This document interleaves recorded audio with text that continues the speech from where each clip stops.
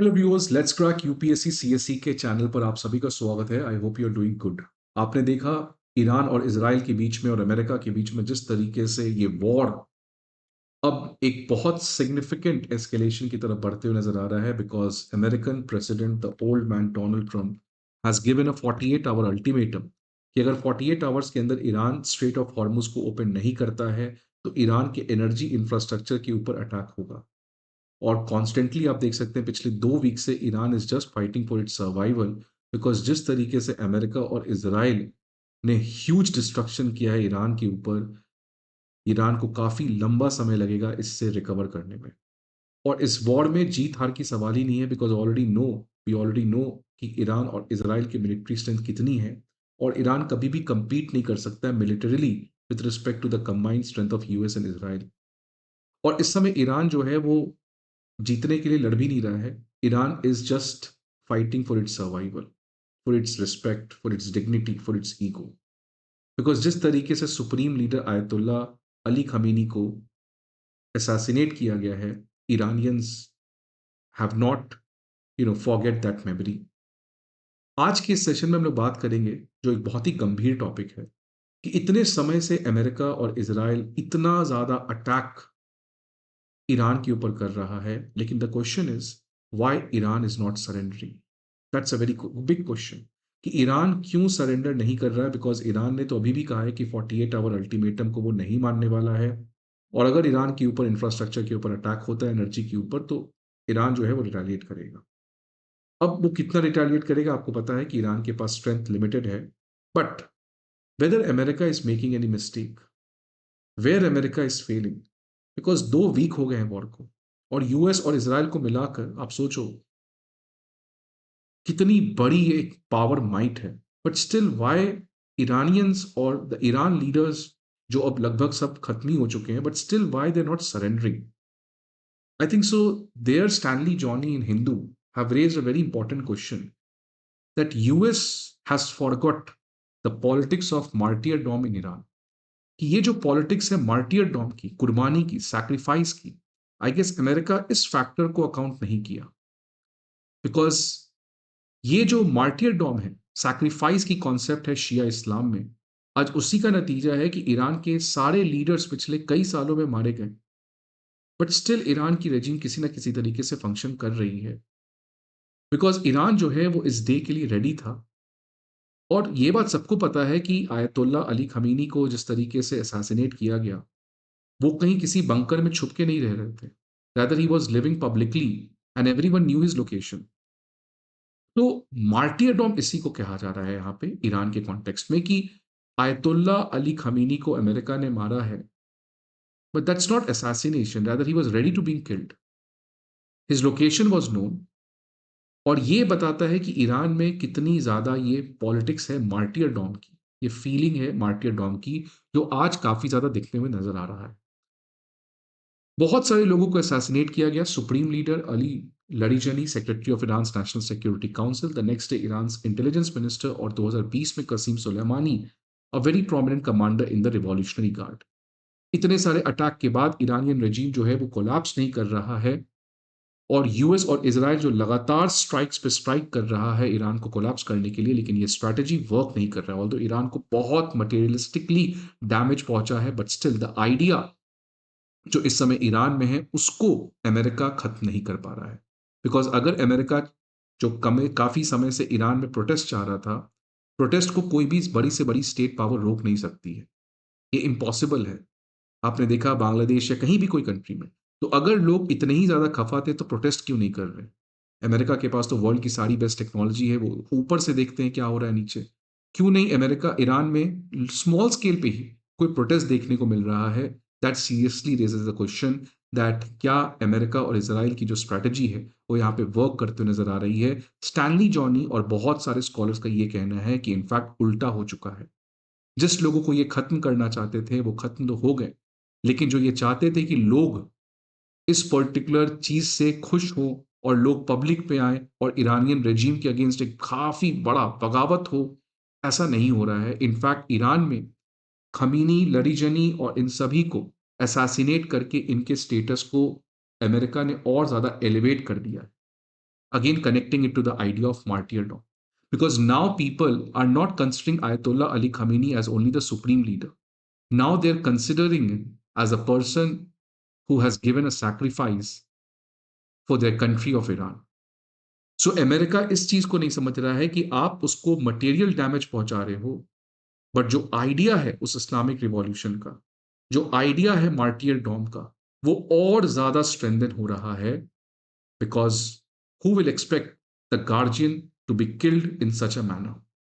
सो America इस चीज को शायद समझ नहीं पा रहा है, और इसीलिए ईरानियन रेजीम कोलैप्स नहीं कर रही है. ईरान में कोई बड़े स्केल पर प्रोटेस्ट नहीं हो रहा है.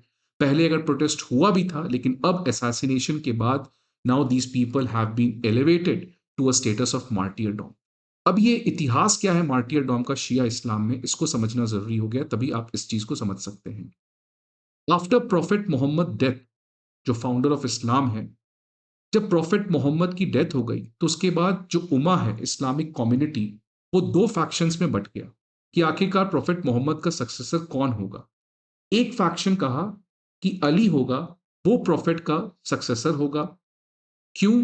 बिकॉज वो प्रॉफिट मोहम्मद का कजन है और सन इन लॉ है. बिकॉज प्रॉफिट मोहम्मद की जो डॉटर थी फातिमा, उनसे अली का शादी हुआ था, और ये फैक्शन का कहना था कि प्रॉफिट मोहम्मद का वही सक्सेसर होना चाहिए जिसका किसी ना किसी तरीके से ब्लड रिलेशनशिप हो, खून का रिश्ता हो.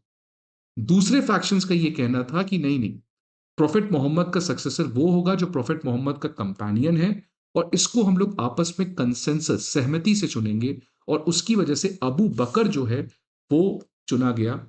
और इसकी वजह से दो फैक्शंस बट गए. जो फैक्शंस अली को प्रॉफिट मोहम्मद का सक्सेसर माने, इसको हम लोग शिया कहने लगे, और जो अबू बकर को फर्स्ट कैलिफ या first successor of prophet Muhammad माना, इनको हम लोग सुन्नी कहने लगे.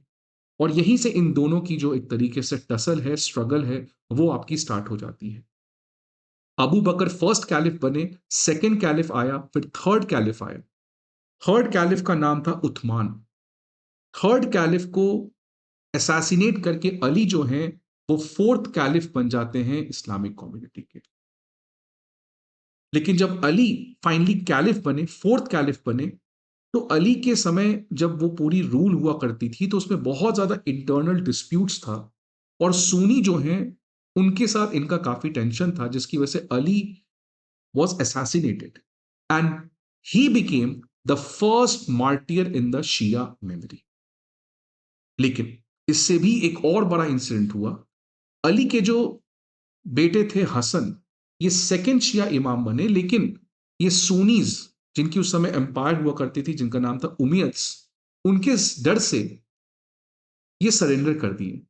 लेकिन अली के एक और बेटे थे जिनका नाम था हुसैन, जो अली के छोटे बेटे थे, और उन्होंने कहा कि मैं किसी तरीके का उमियद रूलर जो यजीद है उसको अपनी लॉयल्टी नहीं दूंगा. मतलब ही वॉज द पर्सन जो यजीद के बिल्कुल ही अगेंस्ट चले गए. और इसकी वजह से करबला जो इराक में है आज, वहां पे एक बहुत ही बड़ी बैटल हुई, और हुसैन और 72 उनके फॉलोअर्स को मार दिया गया by the forces of Yazid. और हुसैन जो थर्ड शिया इमाम थे, जो अली के यंगर बच्चे थे, उनको बीहेड किया गया और उनके हेड को डेमास्कस लाया गया, जहां पे उम्मयद की सीट ऑफ पावर हुआ करती थी. और ये जो बैटल ऑफ करबला है, ये शिया इस्लाम की एक सबसे बड़ी इंपॉर्टेंट मेमोरी है. बिकॉज बैटल ऑफ करबला में जिस तरीके से हुसैन ने अपने लाइफ को ही गवा दिया, he refuse to compromise, and that's why Hussain became the greatest of all the martyrs. और इसीलिए बैटल ऑफ करबला जो है वो शिया मुस्लिम्स के लिए एक बहुत रिमार्केबल इवेंट है, बिकॉज यहां पे the fight is between the evil and the good, the life and justice. और इसीलिए मार्टियरडॉम जो है, ये एक बहुत इंपॉर्टेंट कॉन्सेप्ट रहा है शिया फेथ में, कि आप कुछ भी करो, कुछ भी हो जाए, हमें पीछे नहीं हटना है, उसके लिए हमें जान क्यों ना गवा देना पड़े. अगर कहीं भी कुछ गलत है तो we have to stand against it, we have to stand against the tyranny. और ये जो सैक्रिफाइस हुसैन ने किया, it was a testimony to faith, justice and dignity as per the Shia Muslim. और यहीं से ये constant back to back Ali का असैसिनेट होना, हुसैन का असैसिनेट होना, यहां से मार्टियरडॉम एज अ कॉन्सेप्ट जो है वो शिया इस्लाम में एक इंटीग्रल रोल प्ले किया. इसका बेस्ट एग्जांपल इस्लामिक रिवॉल्यूशन 1979 में देखने को मिला, जब आयतुल्ला रूहुल्लाह खमीनी, जो पहले आयतुल्ला थे इस्लामिक रिवॉल्यूशन के बाद, उन्होंने यही चीज कहा था, सैक्रिफाइस एंड करेज हमें दिखाना पड़ेगा अगर हमें शाह मोहम्मद रजा पहलवी से फाइट करना है। इनफैक्ट खमीनी ने कहा कि ये जो पहलवी है वो नया मॉडर्न डे यजीद है, और इसीलिए हुसैन के फॉलोअर्स जागो, let's fight them. And the people fought it, and the people got there objective which they wanted. इसी चीज को यूज करके खमीनी के असैसिनेशन के बाद लरीजनी, जो ईरान के नेशनल सिक्योरिटी काउंसिल की चीफ हैं, उन्होंने वापस से मार्टियरडॉम का कॉन्सेप्ट इन्वोक किया। उन्होंने कहा, द चिल्ड्रंस ऑफ इमाम हुसैन फियर नथिंग। फिर जब लरीजनी का असैसिनेट हो गया तो मुश्ताबा खमीनी, उन्होंने कहा, the shedding of the blood of such people at the foot of the mighty tree of the Islamic system will only make it stronger. So ये जो एक मार्टियरडॉम यहां पर देखने को मिल रहा है, इसको कैसे अमेरिका खत्म करेगा? Because back to back you are killing the leader, but Iranian regime is not surrendering. अगर सारे लीडर्स खत्म हो गए, सब कुछ खत्म हो चुका है, तो फिर प्रोटेस्ट कौन नहीं करवा पा रहा है? प्रोटेस्ट तो होना चाहिए। आपने सारे आईआरजीसी कमांडर्स खत्म कर दिया, आपने नेवी मार दिया, एयरफोर्स उड़ा दिया, तो अब प्रोटेस्ट रोक कौन रहा है? So this is a very serious issue, because Iran के अगेंस्ट जो भी अमेरिका के ऑब्जेक्टिव्स थे वो फुलफिल नहीं हो रहे हैं। और ट्रंप वो अपने ईगो पे ले चुके हैं इस चीज को, कि ईरान सरेंडर क्यों नहीं कर रहा है। और अगर ईरान सरेंडर नहीं करेगा तो अमेरिका बैकआउट नहीं करेगा, because America wants a dignified exit, जो रशिया को चाहिए यूक्रेन में। तो ये वॉर अब ईगो, मार्टियरडॉम, ऐसे ग्रैंड आइडियोलॉजीज में आ चुका है, जिससे अब एस्केलेशन जो है वो बढ़ेगा। आपके क्या व्यूज हैं? Please let me know in the comment box. I hope आपको ये वीडियो अच्छा लगे। See you again some another video. Till then, goodbye, take care.